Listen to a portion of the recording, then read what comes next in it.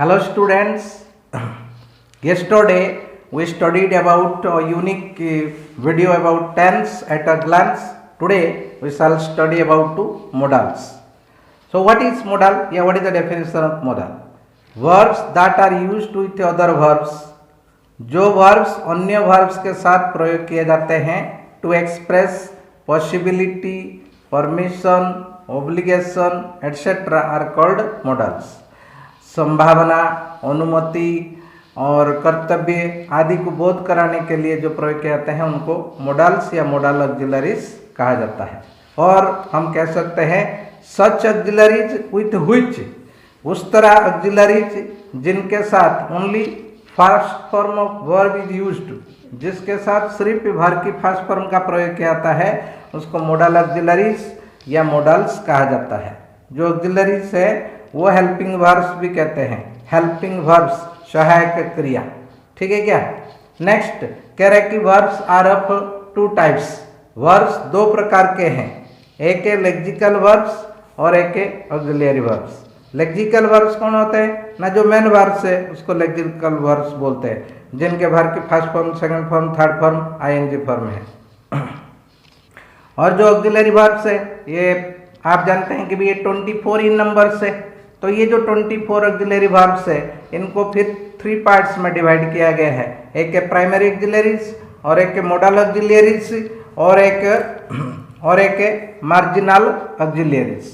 Okay, primary auxiliaries, model auxiliaries और marginal auxiliaries. भाई कुछ ग्रामर बुक में मोडल और मार्जिनल दोनों मिलके एक होता है जिसको मोडल ऑक्सिलरीज कहते हैं। Okay, primary auxiliaries 11 in numbers होता है। जैसे प्राइमरी कौन होता है, जो सारे बी वर्ब्स है। ओके, जो बी वर्ब्स है वो प्राइमरी ऑक्सिलरी होते हैं, जैसे is, am, are, was, were, have, has, had, do, does, did, ये सारे प्राइमरी ऑक्सिलरीज है। और मोडल ऑक्सिलरीज कौन होते हैं, जैसे shall, will, should, would, can, could, may, might, must, ought to, ये मोडल ऑक्सिलरीज है। और मार्जिनल में लेता है यूज्ड टू, नीड या डेयर। इस तरह ये दोनों मिलकर 13 इन नंबर से और ये 11 इन नंबर से। Okay, now we shall study what is the difference between primary auxiliaries and modal auxiliaries. Now we shall study what is the difference between primary auxiliaries and modal auxiliaries. Primary auxiliaries और modal auxiliaries में क्या difference है। जो primary auxiliaries है उनको हम main verb के रूप में यूज कर सकते हैं। Primary auxiliaries can be used as main verb. Primary auxiliaries को मेन वर्ब के रूप में, मुख्य क्रिया के रूप में यूज किया जा सकता है। But modal auxiliaries can't be used as main verb. जो मोडल ऑक्सिलरीज है उनको मेन वर्ब के रूप में यूज नहीं किया जा सकता है। Modal auxiliaries will always be used as a helping verb. जो मोडल ऑक्सिलरीज है वो हमेशा हेल्पिंग वर्ब के रूप में यूज किए जाएंगे। जैसे example primary auxiliaries you are और rich man, here are main verb के रूप में प्रयोग किया गया है। ही विल गो देयर, यहाँ विल हेल्पिंग वर्ब के रूप में प्रयोग किया गया है, यानी कि मोडल ऑक्सिलरीज के रूप में प्रयोग किया गया है। Next, form change according to person and number. ये जो प्राइमरी ऑक्सिलरीज है इनका जो रूप है वो पर्सन और नंबर के अनुसार बदलता है। Primary auxiliaries change their form according to person and number. Person और नंबर के अनुसार अपना रूप चेंज करते हैं। जैसे आई एम गोइंग होम, मैं घर जा रहा हूँ। इधर सब्जेक्ट आई था इसलिए एम का प्रयोग किया गया था, लेकिन दे आर गोइंग होम जब हम सब्जेक्ट दे कर दिए तो ये आर हो गया, तो ये अपना रूप चेंज कर दिया। यानी कि जब हमने इसका नंबर बदल दिया, हाँ ये सिंगुलर नंबर था, जब हम प्लूरल नंबर कर दिए तो उसने क्या किया, अपना रूप चेंज कर दिया वर्ब। ये modal auxiliaries do not change form according to person and number. Person और नंबर के अनुसार ये अपना रूप चेंज नहीं करते। जैसे I will go home, they will go home, I के साथ भी विल लग रहा था, दे के साथ भी विल लग रहा है। Okay, next, primary auxiliaries can make participle by adding ING with be and have. Be और हैव के साथ, बी और हैव के साथ, बी और हैव के साथ आईएनजी ऐड करके इनको पार्टिसिपल बनाया जा सकता है। जैसे being tired he went home, having passed she was very happy. लेकिन जो मोडल ऑक्सिलरीज है इनके साथ हम आईएनजी ऐड कर नहीं सकते हैं, इनको हम पार्टिसिपल नहीं बना सकते हैं। ठीक है क्या? जैसे हम साल में आईएनजी ऐड नहीं कर सकते, कैन में आईएनजी ऐड नहीं कर सकते हैं। तो आप कहोगे कि भाई हम तो विल में भी आईएनजी ऐड कर सकते हैं। यस, विल में हम आईएनजी ऐड कर सकते हैं, लेकिन ये इसका जो मीनिंग बनेगा ये विलिंग हो गया। विलिंग मतलब ये इच्छा करना हो गया, ये मोडल ऑक्सिलरी नहीं रहा, ये इस टाइम मैन वर्ब हो गया। Okay, next, he can't we can't use first form with be और हैव। बी और हैव के साथ हम फर्स्ट फॉर्म का प्रयोग नहीं कर सकते हैं। बी वर्ब और हैव के साथ हम फर्स्ट फॉर्म का प्रयोग नहीं कर सकते हैं। जैसे दे आर गोइंग होम, ठीक है क्या? तो यहाँ जैसे बी का रूप है ये, इसके साथ फर्स्ट फॉर्म नहीं हुआ, आईएनजी फॉर्म ऐड हो गया। दे हैव गॉन होम, इधर हैव के साथ थर्ड फॉर्म यूज हुआ, ठीक है क्या? लेकिन इनके साथ हमेशा वर्ब की फर्स्ट फॉर्म का प्रयोग किया जाता है, ठीक है क्या? जैसे दे विल गो होम, ये विल है, इसके साथ हमेशा वर्ब की फर्स्ट फॉर्म यूज किया गया, ठीक है। बट परंतु नीड और जो डेयर, नीड और डेयर जो हेल्पिंग वर्ब्स है, जो मोडल ऑक्सिलरीज है, इनके साथ हम क्या कर सकते हैं, इनको मेन वर्ब के रूप में प्रयोग कर सकते हैं। जो नीड और डेयर है, जो नीड और डेयर है, इनको हम मेन वर्ब के रूप में प्रयोग कर सकते हैं। Example, she needs my help, she needs my help, यहाँ नीड्स मेन वर्ब के रूप में यूज हुआ है। She does not dare to go there, यहाँ डेयर मेन वर्ब के रूप में यूज हुआ है, ठीक है क्या?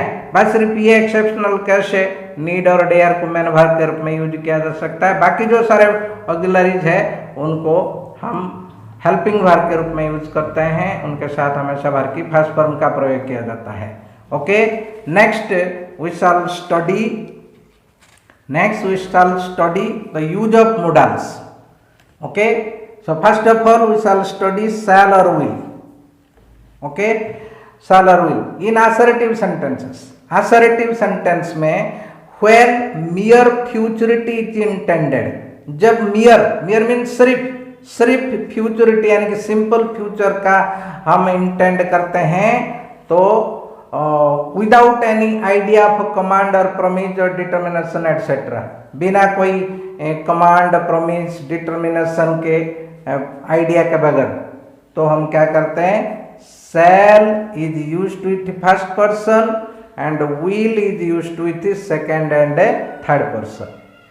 ट्राई टू अंडरस्टैंड, समझने की कोशिश कीजिए।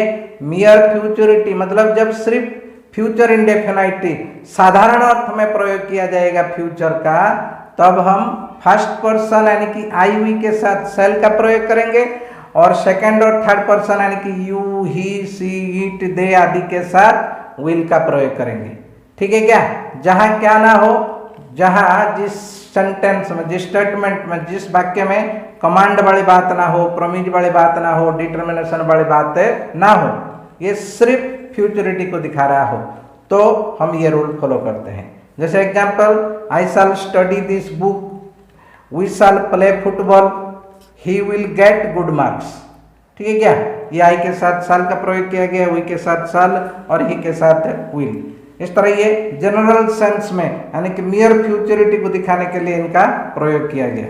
नेक्स्ट कह रहा है कह रहा है when we desire to express some command, promise, threat, warning, determination, compulsion, certainty, जब हम कोई कमांड या प्रोमिस या कोई थ्रेट या वार्निंग, कोई डिटर्मिनेशन, कोई कंपल्सन, कोई सर्टेनिटी का व्यक्त करते हैं, व्यक्त करने की इच्छा करते हैं, तो shall is used with the second and third person.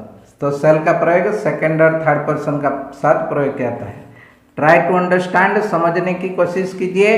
Second और थर्ड पर्सन के साथ, सेकंड और थर्ड पर्सन यानी कि यू और ही, सी, इट, दे, इनके साथ शैल का प्रयोग तभी करेंगे जब सेंटेंस में, जब स्टेटमेंट में कमांड वाली बात हो, प्रोमिज वाली बात हो, थ्रेट या वार्निंग वाली बात हो, या डिटर्मिनेशन वाली बात हो, या कंपल्सन वाली बात हो, या सर्टेनिटी वाली बात हो। कमांड मतलब आदेश, प्रोमिज मतलब वादा करना, थ्रेट मतलब चेतावनी है, वार्निंग मीन चेतावनी, डिटर्मिनेशन दृढ़ संकल्प। इस तरह की बात हो तो हम you he see it they के साथ शैल का प्रयोग करेंगे।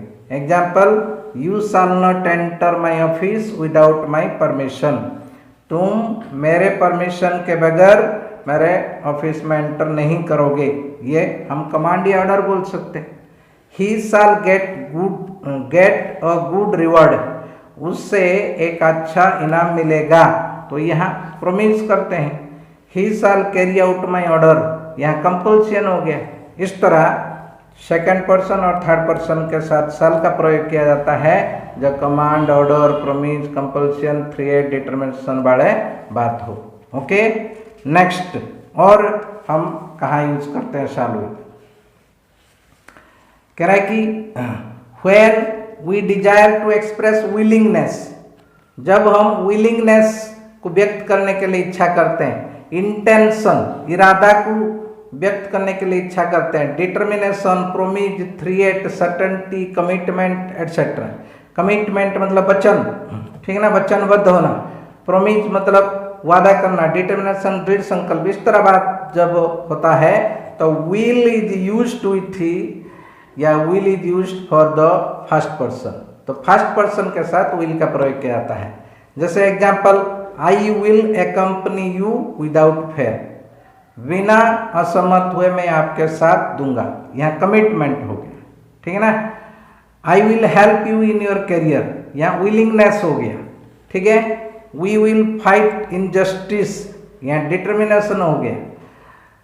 I will teach him a lesson, या थ्रेट या वार्निंग हो गया। इस तरह जब commitment, willingness, promise, warning, threaten की बात हो तो फर्स्ट पर्सन के साथ विल का प्रयोग किया जाता है। Next, in interrogative sentences, interrogative sentence में shall is never used with second person. Shall का प्रयोग सेकंड पर्सन यानी कि यू के साथ कभी भी नहीं किया जाता है जब इंटेरोगेटिव यानी प्रश्नवाचक वाक्य आता है। And will is never used with first person, और विल का प्रयोग फर्स्ट पर्सन के साथ कभी भी नहीं करते interrogative sentences. In interrogative sentences never use will with first person and never use shall with second person, but you can use shall और will according to rule with the third person. Example, will I have his reply soon, तो ये जो will का प्रयोग I के साथ किया गया है ये इनकरेक्ट हो गया, तो करेक्ट क्या होगा? shall I have his reply soon.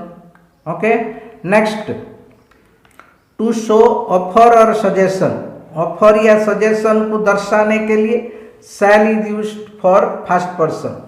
शैल का प्रयोग फर्स्ट पर्सन के साथ होता है। जैसे shall I shut this window, ये ऑफर किया, क्या मैं ये विंडो बंद कर दूं। shall we apply for IAS, ये सजेशन हो गया। इस तरह ऑफर या सजेशन के लिए इंटरोगेटिव सेंटेंस में shall का प्रयोग किया जाता है फर्स्ट पर्सन के साथ। नेक्स्ट कह रहा है to show polite request, to show polite request या polite invitation, will is used for second person. Polite request या पोलाइट इन्विटेशन के लिए सेकंड पर्सन के साथ will का प्रयोग किया जाता है, ठीक है क्या। जैसे example, will you go with me to Delhi, क्या आप मेरे साथ दिल्ली जाओगे, ये मतलब पोलाइट रिक्वेस्ट हो गया, इसलिए हम सेकंड पर्सन के साथ will का प्रयोग किए। इस तरह हम shall या will का प्रयोग पढ़े हैं। दोबारा मैं बता देता हूँ, shall का प्रयोग सिंपल फ्यूचर में आई वी के साथ किया जाता है और सिंपल फ्यूचर में सेकंड पर्सन, थर्ड पर्सन के साथ विल का प्रयोग किया जाता है।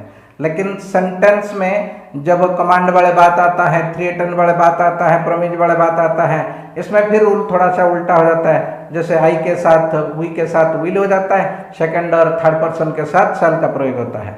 इंटरोगेटिव सेंटेंस में फर्स्ट पर्सन के साथ कभी भी विल का प्रयोग नहीं होता है और सेकंड पर्सन के साथ शैल का प्रयोग नहीं किया जाता है। इंटरोगेटिव सेंटेंस में ऑफर या सजेशन को दिखाने के लिए फर्स्ट पर्सन के साथ शैल का प्रयोग किया जाता है। ओके, नेक्स्ट क्या कह रहा है, पोलाइट रिक्वेस्ट या पोलाइट इन्विटेशन के लिए सेकंड पर्सन के साथ विल का प्रयोग किया जाता है इंटरोगेटिव सेंटेंस में।